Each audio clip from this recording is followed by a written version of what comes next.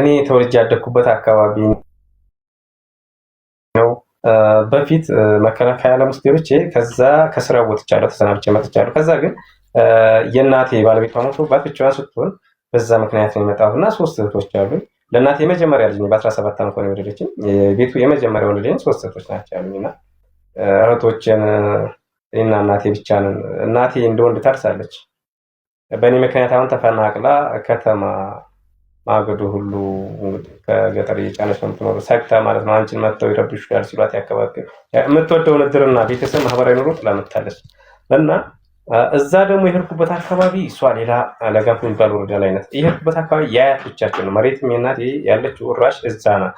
ያደግኩትን የአያቶቼ ጋር ስለሆነ የአያቶቼ ቦታ ነው። ቅድም እንደነገርኳቸው እና የያዙ ቀን ገበያ ተዘግቷል። መከላከያ ይመጣሉ ያለ ብለው ገበያ ዘግተዋል። እኔ ደግሞ የአክስቴ ልጅ አለች። እሷ ጋር ሄጄ ሲወጣ 5 ሆነው ቁጭ ብለዋል። የመጀመሪያ ቃሉ እንደዚህ እንትናቸው ላይ እንደመጣሁት ፊቱ የሚታየው ጎልቶም ጸጉሩ መሱ ነውና ናሃለኝ ከፊታቸው ስልክ እያወራሁ ነበር። ነይ እስቲ አባት ምናምን ሰላይ ነህ እንደምን? ኧረ እኔ ይሄው ኢክራም ስልክ ነው የማወራው ብዬ ስልክ ነበር የማወራው ሰጠሁት። ከዛ እኔ እስቲ ቁጭ በል ምናምን አለ። ከዛ ለስለስ አድርገው ነው ያዙኝ። ምሳ ጋበዙኝ ምናምን። ወደ መከላከያ መጣ ሲባል ወደ ቆላ ይዘውኝ ሄዱ ጫካ። ከዛ ስልኬን ቀምተውኛል። በኋላ መጡኝ። ምንድነው ስላቸው መከላከያ የተመለሰው አንተን እንዳያስተናግዱ ነው ሰላይ ነህ አሉ። ኧረ እኔ አይደለሁም እዚህ ሰፈር የከሌ ልጅ ነኝ። ስሜን ከናያቴ ቤተሰቦቼን ከናያቴ ያውቃሉ። ዝም በል ምናምን አታውራ አንተ አሉኝ። እድል አልሰጡኝ። ከዛ አሳደሩኝ። 3ኛ ቀን አንደኛ ይሄ ጣሳ ብሎ ከርቶ የሄደው ልጅ አሁን የሆነ ኢንተርቪው እናደርግሃለን፣ ከዛ በኋላ ማታ በባጃጅ ምክን ጠርተን ወደ ቤተሰቦች ትሄዳለህ፣ አይዞህ ምናምን አለ። ጫማዬን አስወልቀውኝ ስልኬን ቀምተው ሀብል ከአንገቴ ላይ በጥሰው ምናምን ነበር። መታወቂያን ቀደው ምናምን ጥለው ነበር። አይዞህ በቃ ጫማውን ስጡት ምናምን አለ። ከዛ ጤና ጣቢያ ግቢ ነው እዛ ኢንተርቪው ሲያደርግ ምናምን ለመከላከያ ሰላይ ሆኜ መጥቼ ነው መከላከያ ቤት ይሰራልኝ 1 ሚሊዮን ብር ሊሰጠኝ ብለህ ይችን ኢንተርቪው ለኛ እርዳ፣ ያኛው እንትን ሚዲያ ለማበላሸት ነውኛ እና ከዛ በነፃ እናሰናብታለን፣ አይዞህ ብርን ከፈለከው ነው እኛ የፈለከው ነገር እናደርግልሃለን፣ ይቺ ጉለ ተባልልን አለ። አለበለዚያ እዚህ ትረሸናለህ ሲለኝ እሺ አልኩ። ተለቋል ያ ቪዲዮ አለኝ። ቆይ ልክላችኋለሁ። ያ ቪዲዮ ሁሉ አለ። ይሄ ኢንተርቪው ሲያደርገኝ ማለት ነው። ጣሰው ያ ሰው አሁን ከርቶ ሄዷል እና እሺ አለ። ከዛ ምን አለ በኋላ ይሄን ቪዲዮ ከጨረሰ በኋላ እንትኑን ተሳደበ። አለቃው ስብሰባ ሄዷል። ናት የሚባለው ምን ተሰጥቷል እንደዚህ ነው። ደንቆሮ እኔ ጣሰው ነበርኩ መሪ መሆን ያለብኝ። ይሄንን ቀመር እሱ ቢሆን አይቀምረውም ማለት እንደዚህ አይነት ሴራው ማለት ነው። ይሄ ደንቆሮ አዋጁ እሱ ቢሆን አይቀምረው። እኔ ነበርኩ እንደዚህ ይሄን ቀመር ሲዬ እኔ ነበርኩ መምራት ያለብኝ አለ። ጣሳ የጃማ ልጅ ነው፣ የጃማ ተወላጅ ነውና እዛ ወረደሱ። ከዛ ይሄን ካረጉኝ በኋላ አሳተሩኝ በሰላም። በማግስቱ 480 ህዝብ እጄን የተቆረጠበት ቦታ ሰበሰቡ። ግልጽ ያልሆነላችሁ ነገር የጆሮዬ ቪዲዮ አልታያችሁም ማለት የእጄ ነው። እሱ ጋር ይሄን ግልጽ ላድርግላችሁ፣ ምክንያቱም ሚዲያ ላይ የሚያወዛግባችሁ ነገር እንዳይኖር ማለት ነው። ከዛ ህዝብ ፊት ያቀረቡና ይሄ ባንዳ ነው አሉ። ለካ ጆሮዬን ማን ይሄ ያቺን ኢንተርቪው ያደረገኝ ህዝቡ እንዴት እንደዚህ ያደርጋሉ? ህዝብ እያቀበላቸዋል። በወር 500 ብር የጥይት መግዣ እዛ የራሳቸው ሊቀንብር መርጠዋልና መንግስት ጋር ግብር አይከፍሉም፣ ማዳበሪያ አያወርዱም። ህዝቡ በፍራቻም በስምምነትም እዛ አድርጓል። ያን ብቻ አይደለም ገንዘብ ሳይሆን ልጆቻቸውን ማሳልፈው የሰጡ ልጆች አሉ ከነሱ ጋር ያስታጠቁ ማለት ነው። ከዛ ህዝብ ሲሰርበኝ ነበር። አያሳዝኑም? እነዚህ አንተን ነፃ ለማውጣት ብለው እነዚህን በጥሩ ልታሳፍናቸው ታስመታቸው ነበር። በእነሱ ነው ታላላችሁ። አይ እሱማ ፈጣሪ በቃ ንጹህ ስለሆነ እጃቸው ላይ ጠላል። አንድ ሽማግሌ ማለት ነው ደሴ አግኝቼ ያን ሰውዬ ጉሮሮውን ከመኪና ላይ አውርጄ አሁን ለፖሊስ ላድርሰህ አልኩት ደሴ። ከዛ ስለው አረ እንደው በፈጠረ እንደው በልጅነት በጉብዝና አለ። ይሄን ያለኝ ሰውዬ ደሴ መጥቶ አንተ እኔ እንደዚህ ያስተርገ መተከተማ ህክምና ትራንስፖርት ማትከለከል ማለት ባህሪ በቃ አሳይቼ ማላቆም ባህሪ እዛ ሰውዬ ላይ አሳየኝ። ምክንያቱም ይችን ቃል ሲሰነዝርብኝ ነበር። ከቆረጠኝ ልጅ በላይ የሰውዬው ቃል ሰብሮኛል እና በቃ ሳያውቀው ፈረደብኝ። ከዛ በኋላ ስለዚህ ይሄ ልጅ ይሄ ይገባዋል አሉና አንበረከኩና ህዝብ ፊት ጆሮዬን በቢላዋ ይሄው ቃሉ ነው እምድ ሲያደርገው የዛ የሚባለው ቪዲዮ ይቀርጻል። አህመድ ጎራና የምትባል ልጅ አለች፣ ሌላ ጥቁርሽ።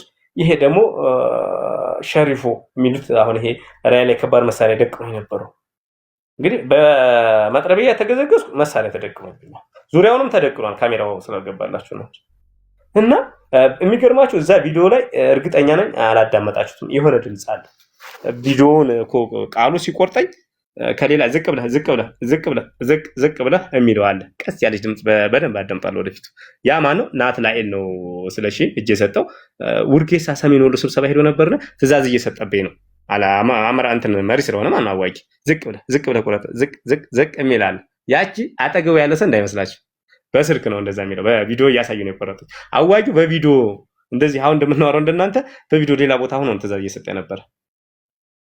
ያችን ቪዲዮ በደንብ ብዙ ሰው ያዳመጣትም እርግጠኛ ነኝ። ከሌላ ቦታ ትእዛዝ በቪዲዮ ትእዛዝ እንደተሰጠመው ያችን በደንብ ቪዲዮዋን ተመልከቱ። ድምጿን ቀስ ያለ ድምፅ አለች፣ የስልክ ድምፅ እና ለእኔ ይዘው በአካል ስላለው ስለታየኝ ነው።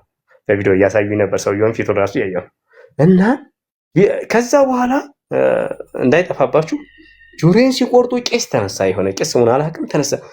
አይሆንም ምሪ ሲል 480 ህዝቡን ተነሳ በእኔ ላይ።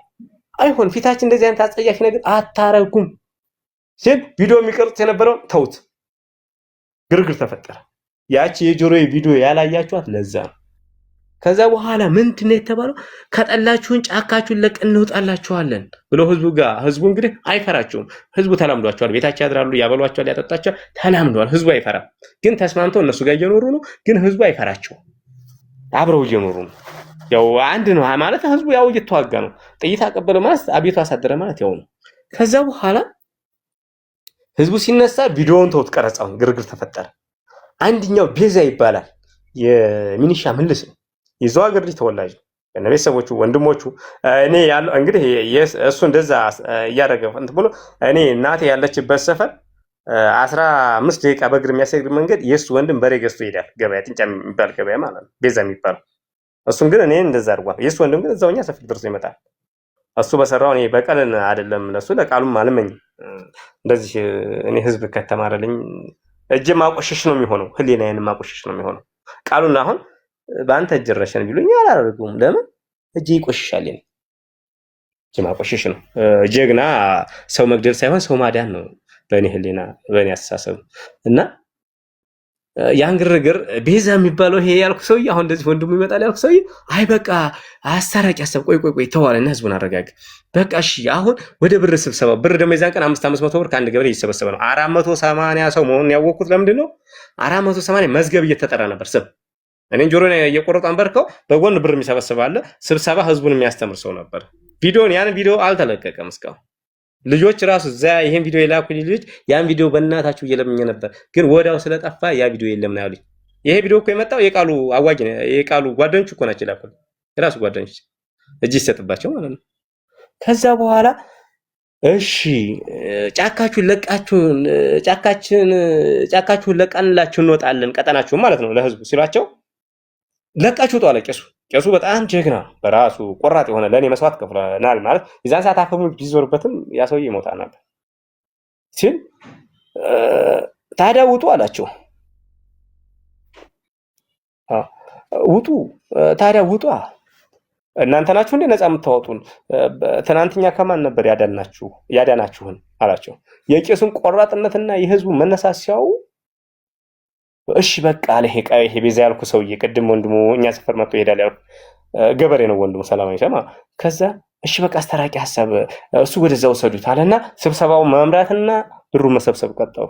እኔን አይታችሁት ከሆነ ይሄ ድንጋዩ የቀበሌ የግንባታ ድንጋይ ነው። ቀበሌውን አቃጥለው ቀበሌውን ደካም ተቆጣጥረውታል። እዛ የነበረ ስራ አስኪያጅ፣ እዛ የነበረ የቀበሌ አስተዳደርና የቀጠናዋ ፖሊስ ወረዳ ገብቷል። ወረዳዋ ለጌዳ ስለሆነ ማለት ነው። ወረዱ ድንበር ነው።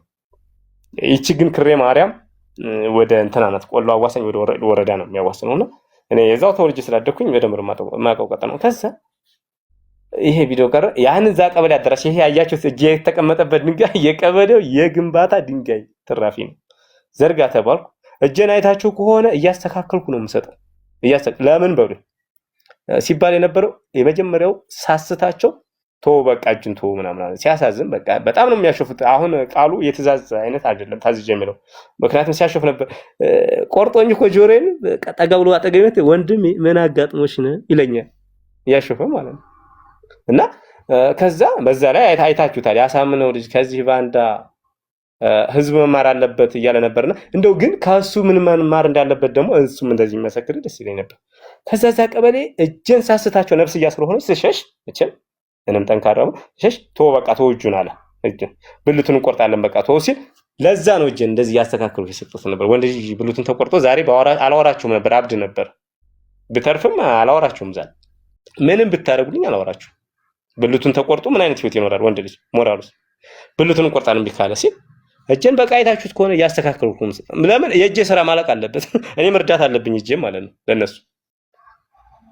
ይሄንን አረብ መጨረሻ ይዘህ ሄዳሉ። ቪዲዮውን አይታችሁታል። እዚህ ሄርኩ ያ ህዝብ በዛው በተሰበሰበበት በዛው ተበተነ፣ አለቀ።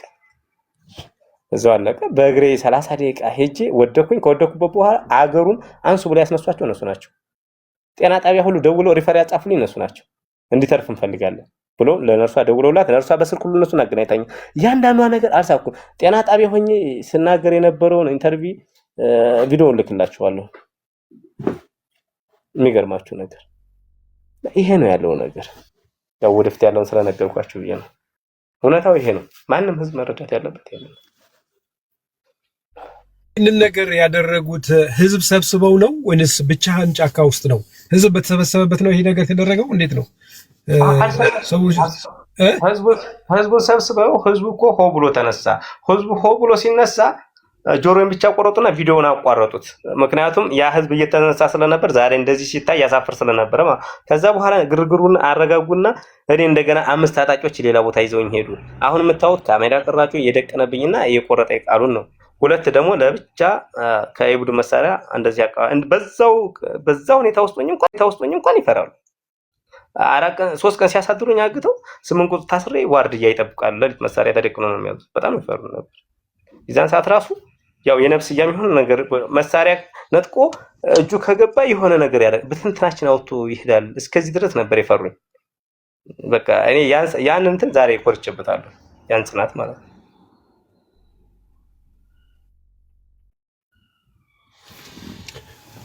ያሳዝናል። እንግዲህ ያው እንደምትሰሙት ወገኖቼ፣ ያው እንግዲህ ሌዲስ ጀንትልማን ከላይም ሁላችሁም ያላችሁ እንግዲህ እንዲህ አይነት ጭካኔ ነው እንግዲህ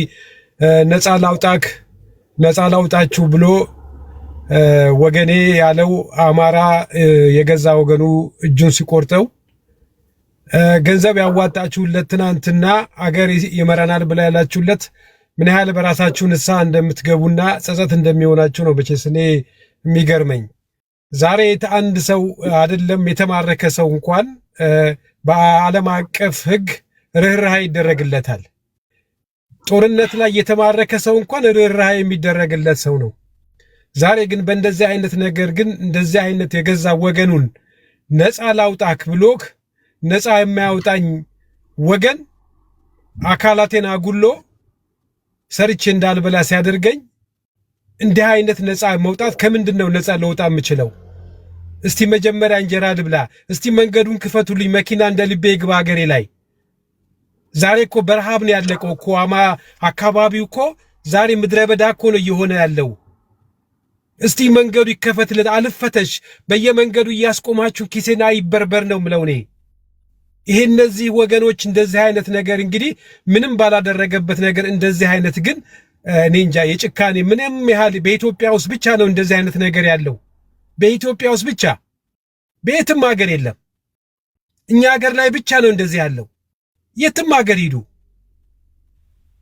እንደዚህ ወንድሙን ሲቆርጥ ያለበት የኢትዮጵያዊነት ኢሰባዊነት የሌለን በቃ ምንም አይነት የሰው ረዳት የሌለን በቃ ምንም አይነት ፍራቻ ፈጣሪ የሌለን ሰዎች ነው እንደዚህ የምናደርገው። እና እኔ ዛሬ ነፃ አወጣሃለሁ ብሎ የሚመጣኝ ወገን እኔ የማንም ይሁን ወላ የፋኖ ይሁን ወላ የኦነግ ይሁን ወላ የማንም ይሁን እኔ ሰላሜንና እንጀራ በልቼ ማነር እፈልጋለሁ ብዬ ነው እኔ በዚህ ሰዓት ላይ ለህዝብ የምናገረው። ሁላችሁም ይህ ሰው እንግዲህ የምታዩት ነው፣ መስራት አይችልም፣ በጣም አካለ ስንኩል ሆኗል። እሱ ያጣው እጁን ነው። እኛ ደግሞ ገንዘብ